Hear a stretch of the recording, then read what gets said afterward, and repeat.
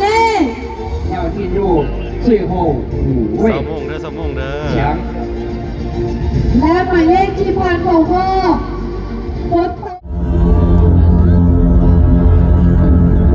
และผู้ที่ได้รับตำแหน่งนางสาวพักเชียวเราปี2024ได้แก่หมายเลข吴小姐选美大赛亚军。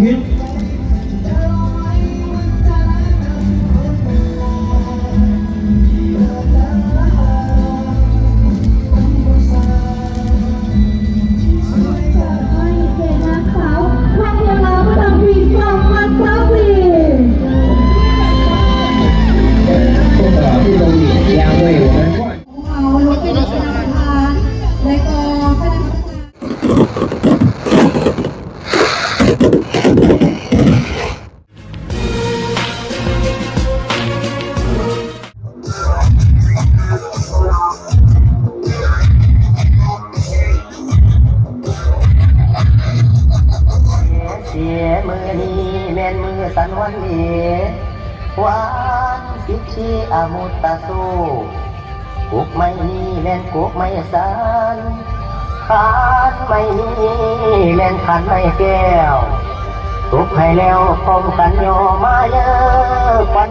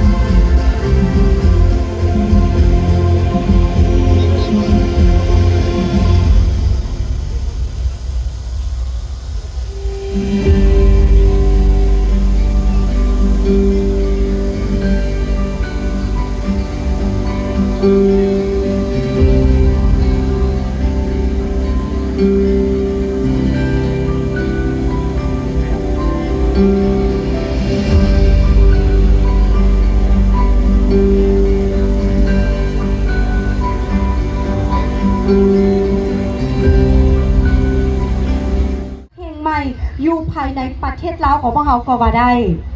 在2024年老挝旅游年之际，我们2024年老挝旅游学姐选美大赛在此隆重拉开了帷幕，旨在狼人哈省拉内ลุ้นสนามชัย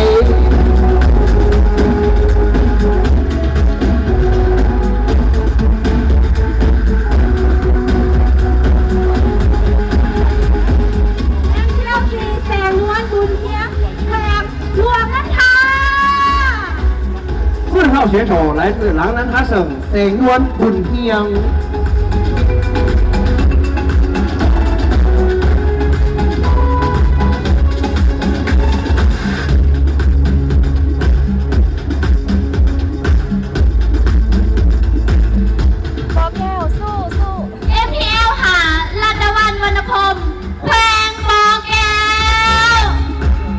5号选手来自郭桥省รัฐวันวรรณพงศ์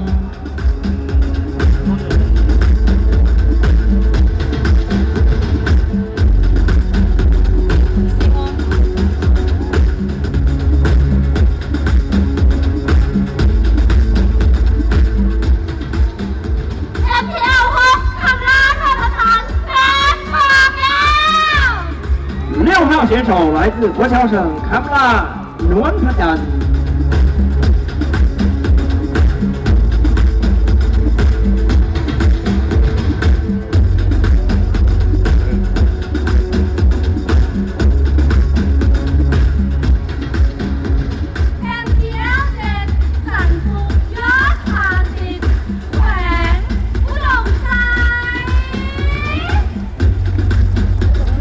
7号选手来自乌东鲁塞省甘肃ยอดภาษิต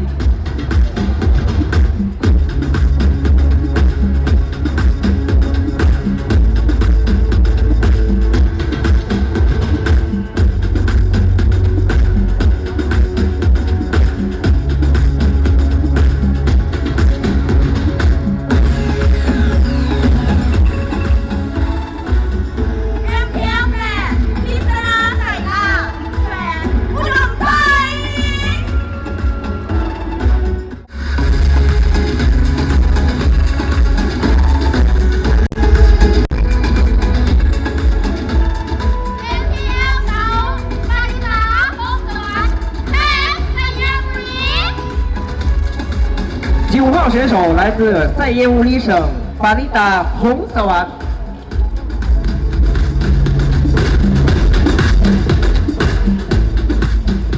MTL 10อนุภาพที่หลากหลายข้ามธัญบุรี 10号选手来自塞耶乌里省安努扎西达派。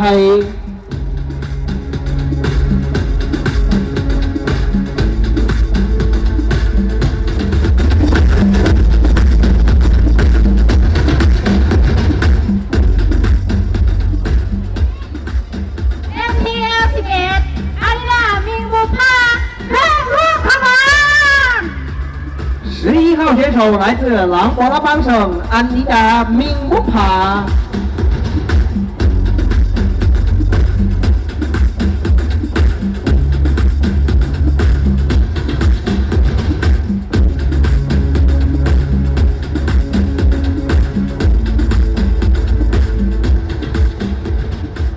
MTL 2สลิต้ายาแม่ลูกขบวน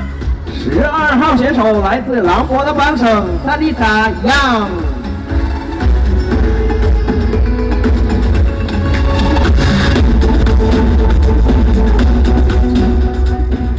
MTL 13เอ็นอินเตดาวแม่ลูกขบวน 13号选手来自朗博拉邦省延吉赛道。 MTL 14มณีรักเขตพะวงศ์แทงหัวพัน 14号选手来自活潘省马尼拉特พวงศ์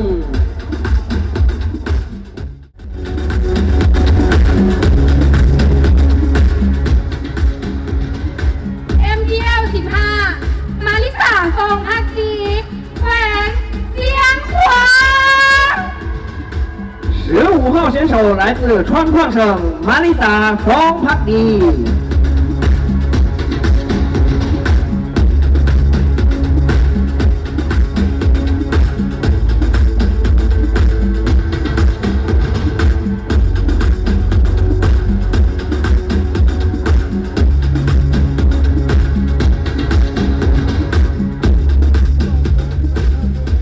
MTL 16อนุพรวงแสงเดือนแขวงเวียงจันทร์ 16号选手来自万象省安伦พรวงแสงเดือน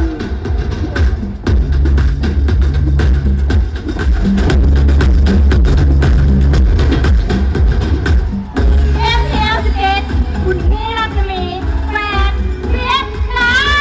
นทร์ 17号选手来自万象省文米拉斯米。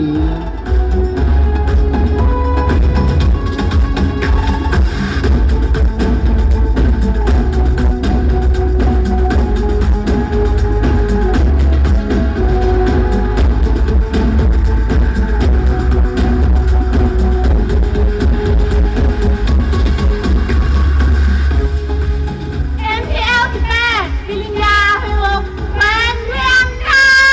นทร์ 18号选手来自万象省ปริญญาอาภัยวงศ์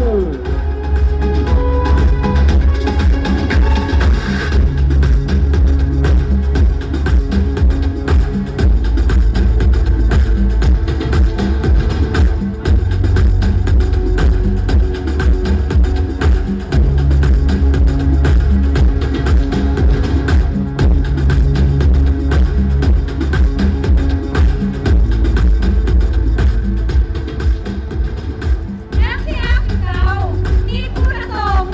นครหลวงเวียงจันทร์ 19号选手来自首都万象นิตพุทธสงฆ์ สาวบุรีเจริญนครหลวงเวียงจันทร์ 20号选手来自首都万象乌拉里西เจริญ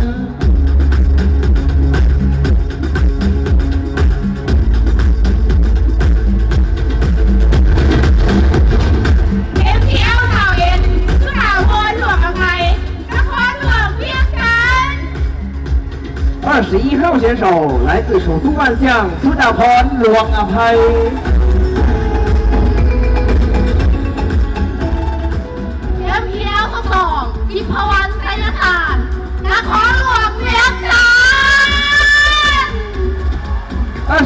选手来自首都万象ทิพวรรณไสยสาร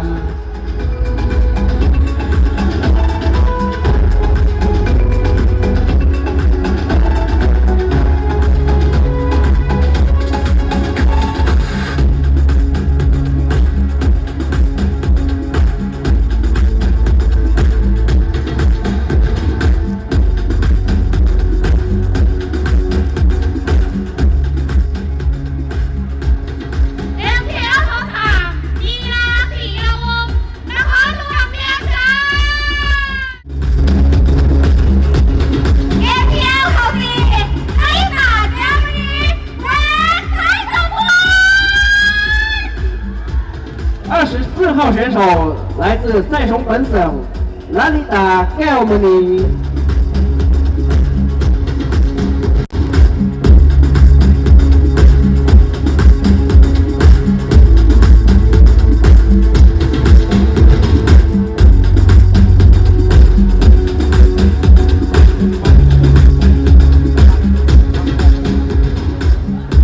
MPL เสาค่ะเสียยักษ์สาวาแหวกใจขบวนเอาชาวหงคามี่สมสนุกแข่งบอลลี่คันไทย26号选手来自玻璃坎塞省巴密松泽鲁。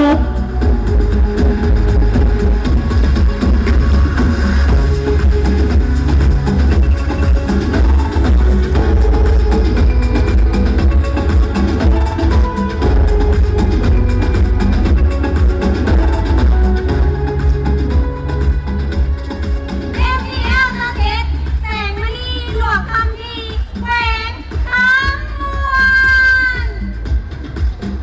27号选手来自甘蒙省แสงมณีหลวงคำที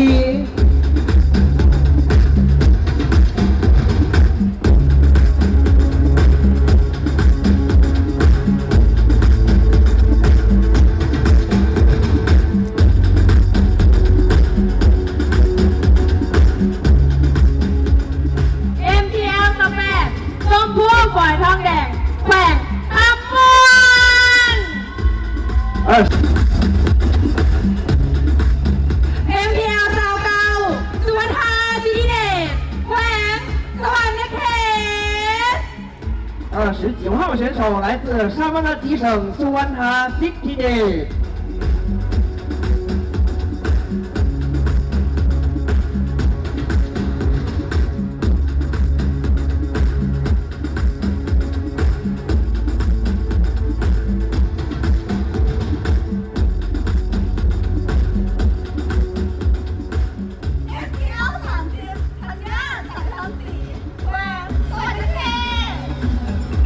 30号选手来自沙巴拉吉省堪加展特朗喜。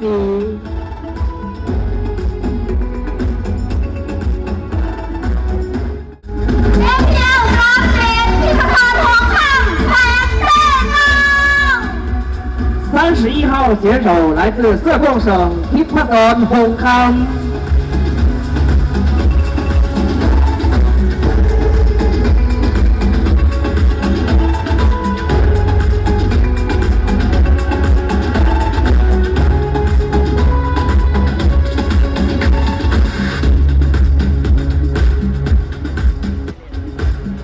MPL คำที่2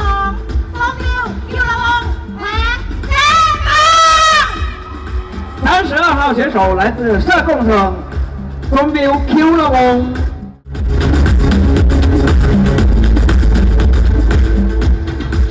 MPL 33เอลินาสุวรรณเดชแขวงคารวัน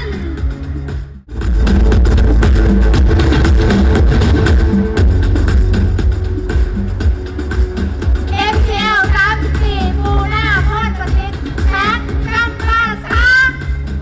34号选手来自张巴塞省布纳通帕西。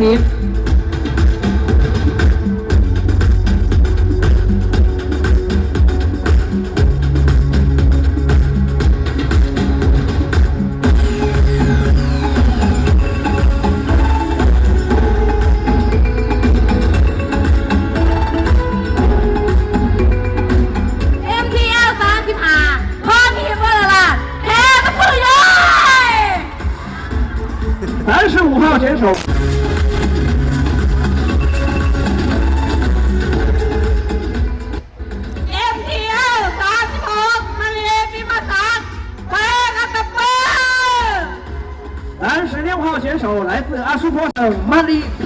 สร้าง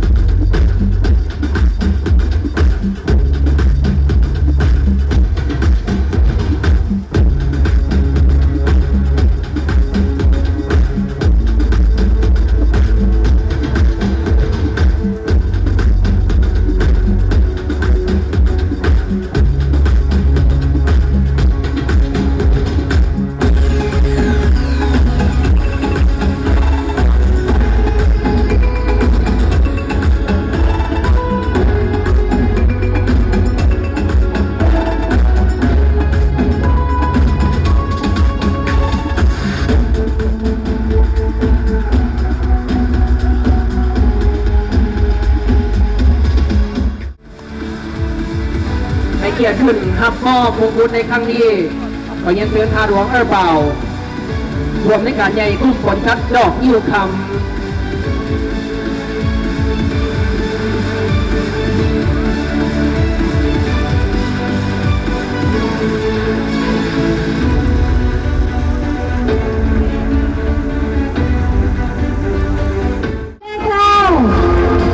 ขอบใจน้องๆหลายๆทีมร่วมในของประกวดกบพในปีนี้ให้มีนี่ว่าสีสันเนาะและก็น้องๆแต่ละคนลำดับต่อไปขอเรียนเชิญท่านดร.สุริพรคำพิลาอำนวยการ Cosmetic Center ดร.สุริพรขึ้นมอบของรางวัลในครั้งนี้ด้วย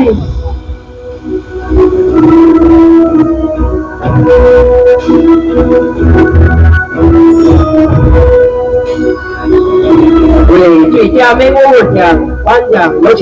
苏林团潘皮达先生，有请。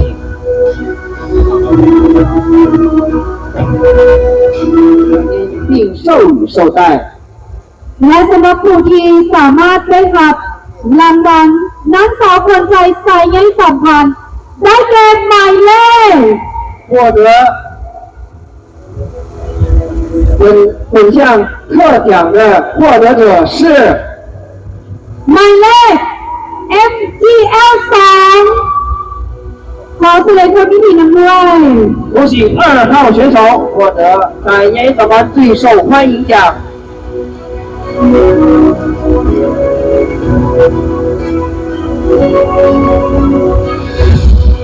ลำดับต่อไปขอเรียนเชิญท่านนักเงินจันทรังสีอำนวยการสถาบันการเงินจุลภาพชิงหักเงินฝากสายใยสัมพันธ์ครับถึงมอบรางวัลในครั้งนี้ด้วยขอเรียนเชิญ为获奖选手颁奖，有请温温等塔朗吉女士，有请。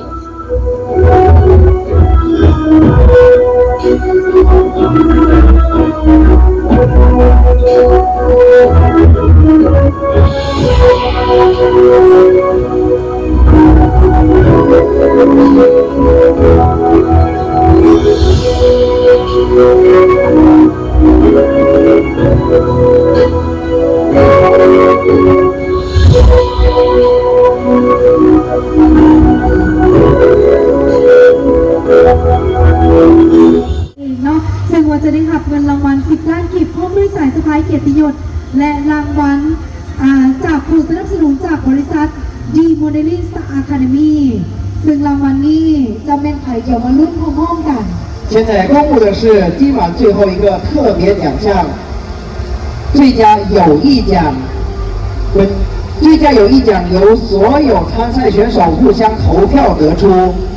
获得者将获得1000万吉普的奖金并授予绶带และผู้ที่ได้รับรางวัลนางสาวมิตรภาพได้แก่หมายเลข最佳友谊奖获得者是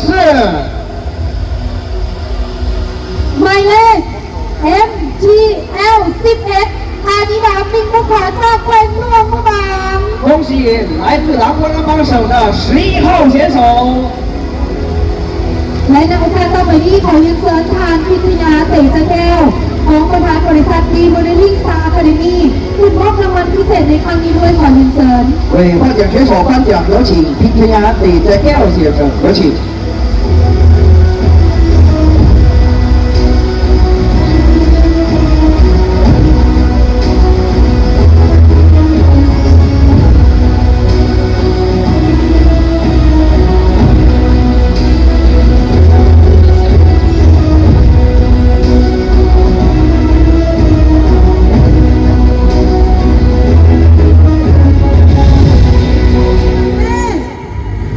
获得最佳人气奖的选手是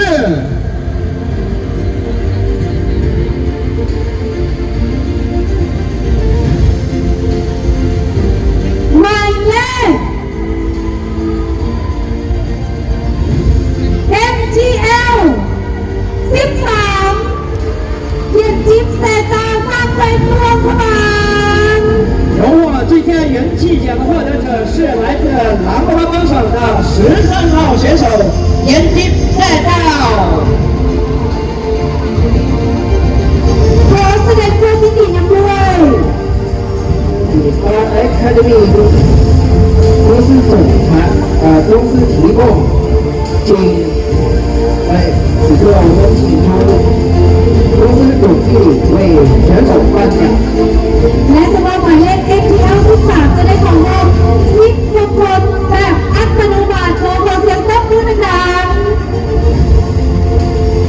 那么是说13。 ๆได้ของรอบ16คนสุดท้ายคนที่2ได้แก่หมายเลข 入选16强的第2位选手是 MTL 3恭喜3号选手。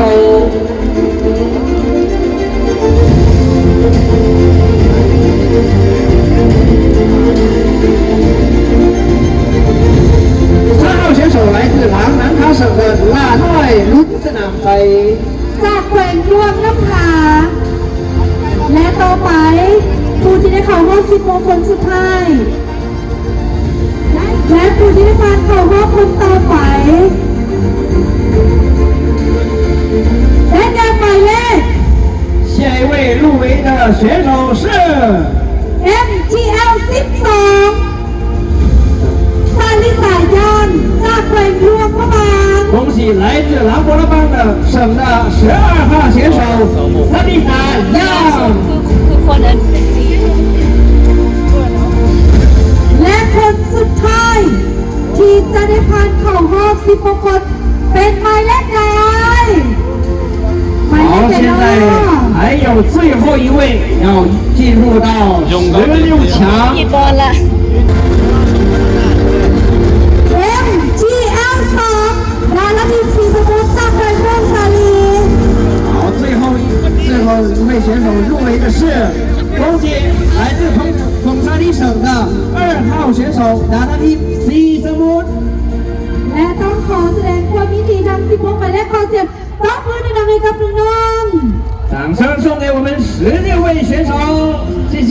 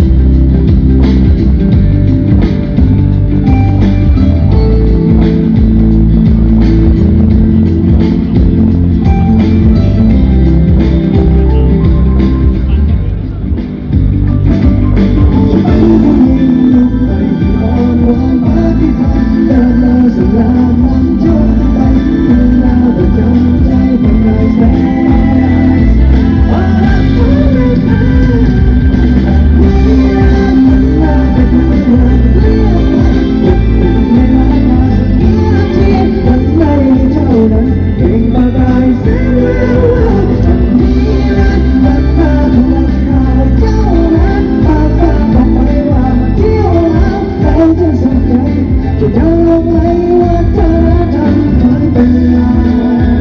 ที่เธอหนาวธรรมชาติที่สวยงามแค่ในทุ่งฟ้าสีขาวที่มีคอยงดงาม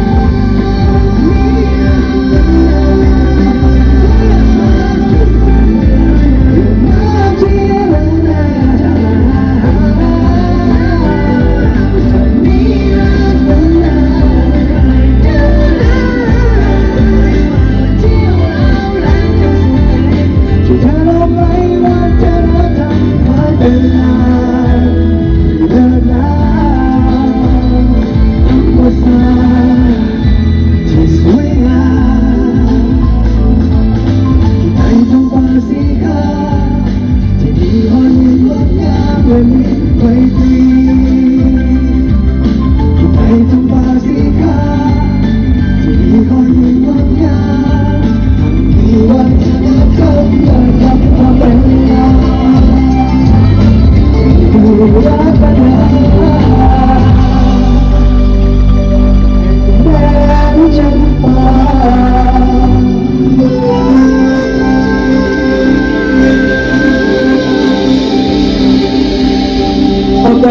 接下来 ที่ได้ผ่านเข้ารอบ5 คนสุดท้ายได้แก่หมายเลข入围的第一位选手是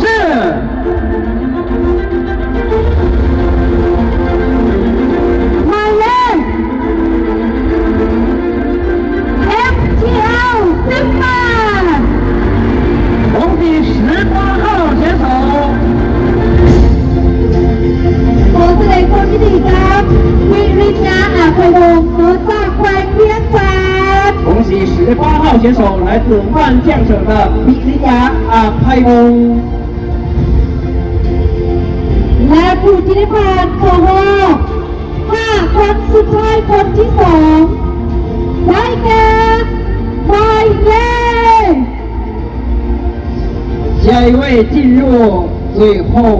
5位的总决赛，进入回答问题环节，选手是หมายเลข MTL 12恭喜12号选手，来自朗勃拉邦省的萨迪达样。 จากแขวงหลวงพระบาง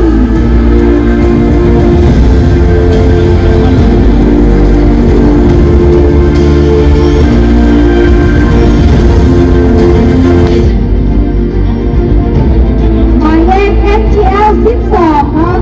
จากแขวงหลวงพระบาง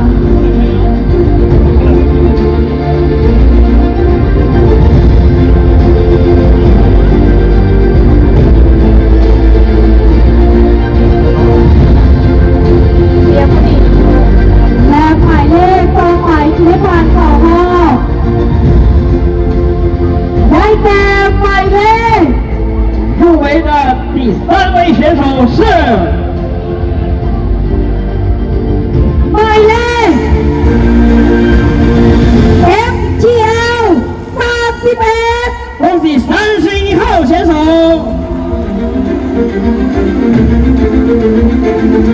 31号选手来自色贡省ทิพศรพงคำ จากแขวงเซกอง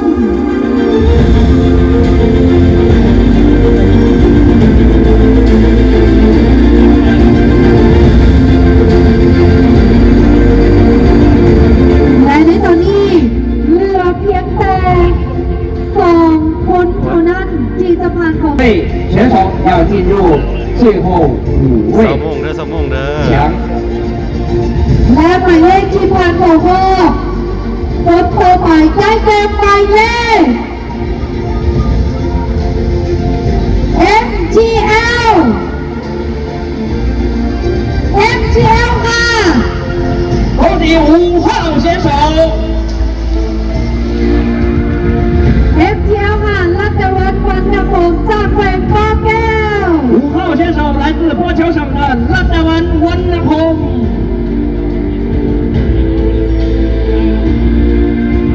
แ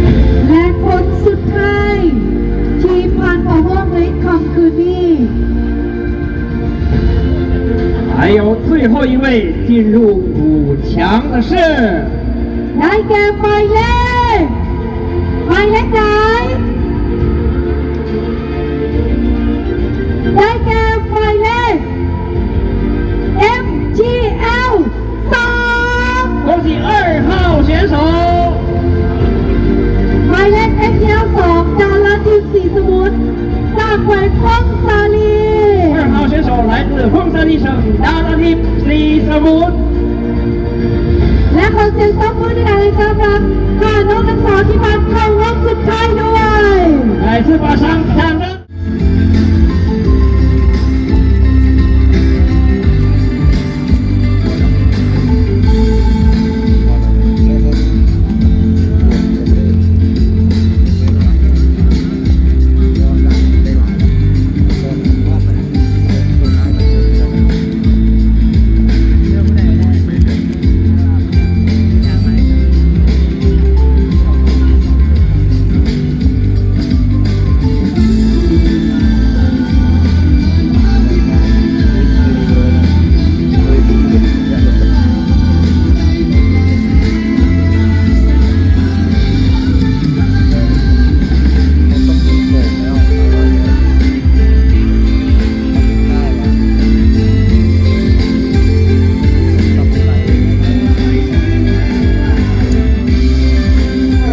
2024年老挝旅游小姐冠军将究竟会是谁？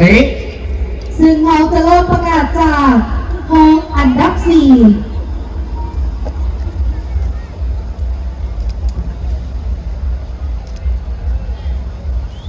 首先，让我们来公布获得本次大赛的第5名选手的获得者是。 และสื่อที่จะประกาศต่อไปนี้นั่นก็คือ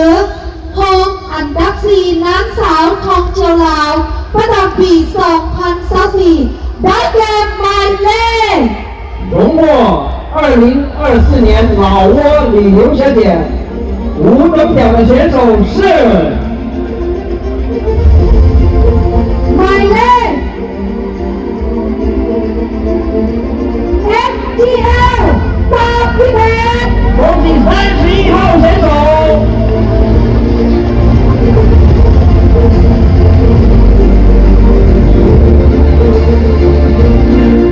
สำหรับ FGL 31ที่ประสบผลขับจากแขวงเซกอ恭喜31号选手，来自四川省的金塔团红康。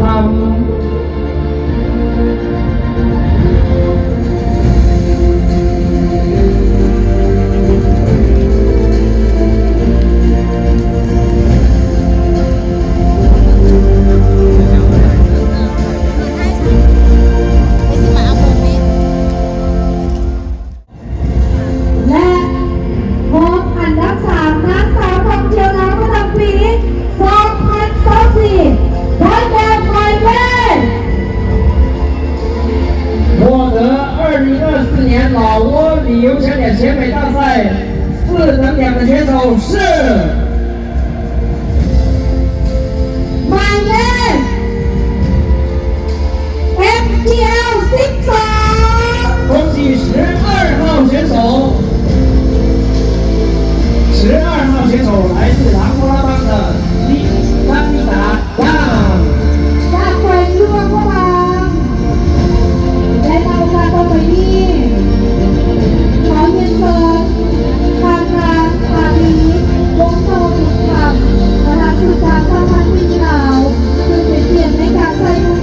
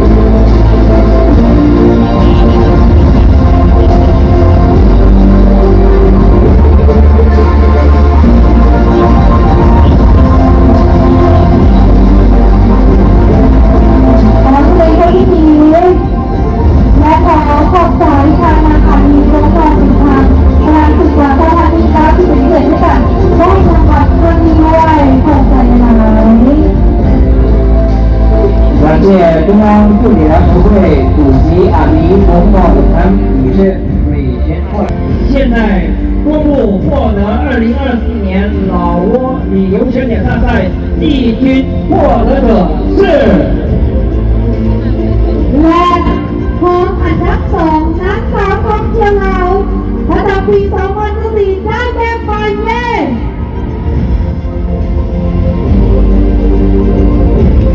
ฝ่ายเย่ FTL 5恭喜5号选手，来自波潮省的张家湾湾大红。 จากฝ่ายฟอร์เทล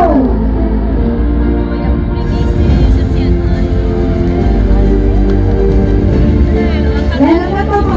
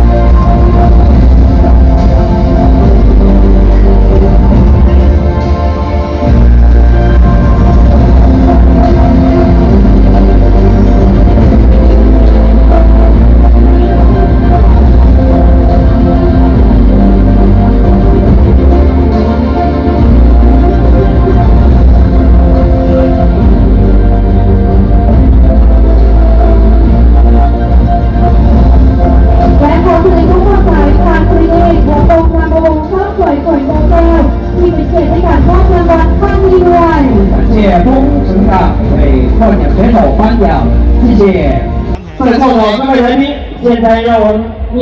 们将一起来见证2024年老挝旅游选点的诞生。 สำหรับรายชื่อที่จะประกาศต่อไปนี้นั่นก็คือผู้ที่จะได้รับตำแหน่งนางสาวทองเจียวลาวประจำปี 2024 และผู้ที่ได้ประกาศสื่อจะได้รับรางวัลทองอันดับ1นางสาวทองเจียวลาวปี 2024 นี้ 现在即将公布的是荣获2024年老挝旅游景点选美大赛冠军，依次另一位选手即将自动获得本次大赛的亚军选手。 และผู้ที่ได้ครองมงกุฎนางสาวทองเจียวลาวประจำปี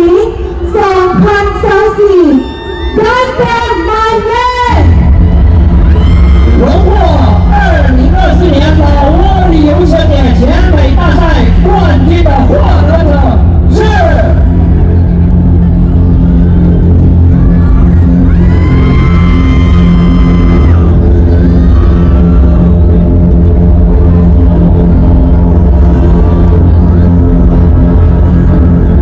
และผู้ที่ได้รับตำแหน่ง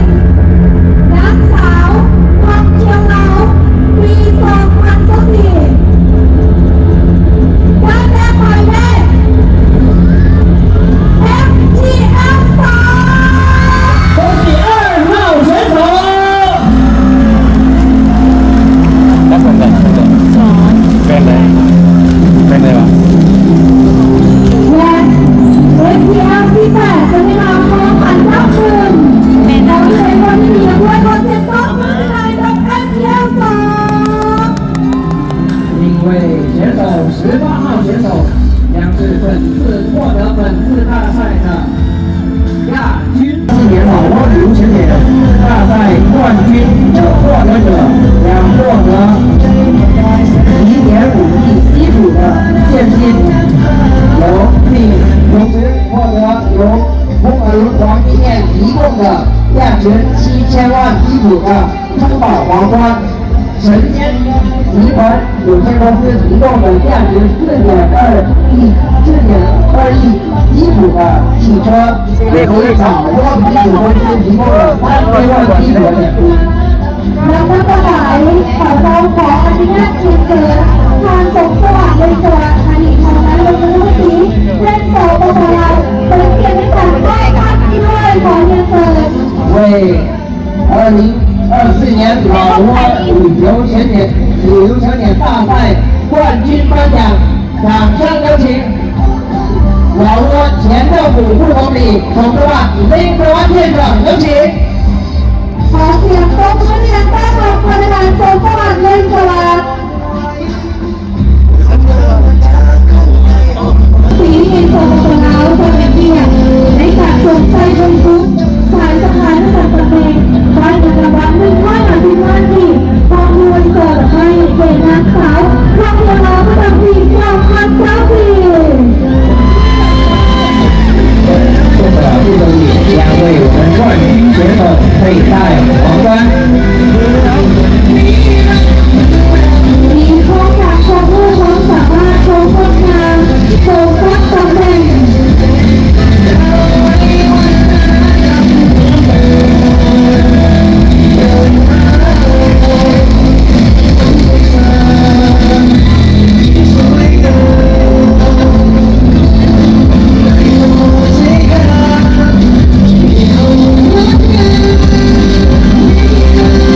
ของแสดงคนขี่น้องเอ็นจีเอล2มีได้ขับลงพื้นเป็นดับยกการลงตำแหน่งในปี2024นี้สำหรับน้ำสาวทองเขียวดาวเขาควรได้มาเป็นทีมพายแล้วทุกคนจะปฏิบัติภารกิจต่อไป是的，现在我们已经得出了2024年老。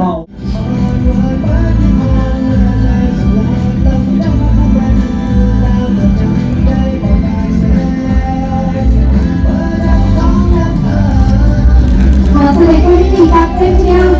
18มีรางวัลทองอันดับ1ในค่ำคืนนี้ 恭喜18号选手获得2024年老挝旅游小点甜美大赛亚军。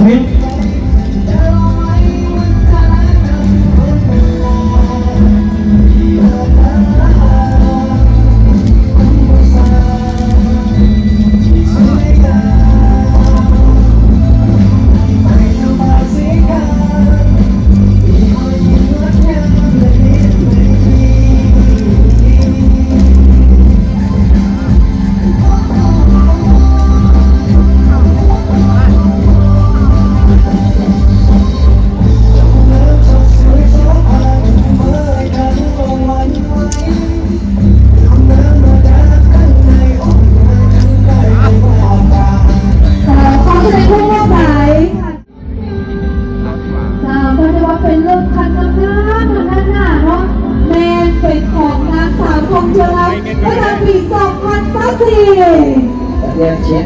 眼前所看到的是一辆起亚小型客车，是由神仙集团公司提供，谢谢。ของเรารถเป็นธนาคารและก็เป็นธนาคารเด็กกิจกรรมเป็นชายภาพรวมด้วยขอเรียนเชิญ